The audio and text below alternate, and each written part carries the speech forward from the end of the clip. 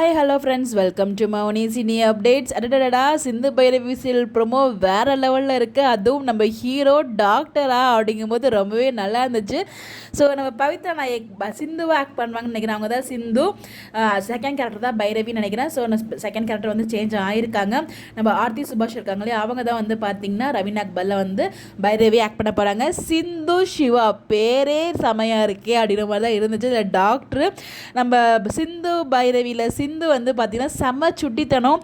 நம்ம ஷியாவை சுற்றி லவ் பண்ணுறாங்க. அந்த உள்ளே போயிட்டு டாக்டர் கிட்ட பண்ண வேண்டிய சேட்டையும் பண்ணியிருக்காங்க. ரொம்பவே நல்லா இருந்துச்சு. ஃபஸ்ட்டு ப்ரொமோலையுமே நம்ம திரவியம் அண்ட் ஹீரோயின் பவித்ரா ரெண்டு பேருக்குமே வேறு லெவல் காம்பினேஷனில் இருந்துச்சு. ரொம்பவே ஒரு அழகான க்யூட்னஸ் வந்து பார்க்க முடிஞ்சிச்சு. அதுதான் செகண்ட் ப்ரொமோ வந்து, அதாவது தேர்ட் ப்ரொமோ. செகண்ட் ப்ரொமோவில் வந்து செகண்ட் லீடுக்கான இது வந்து கொடுத்துருந்தாங்க.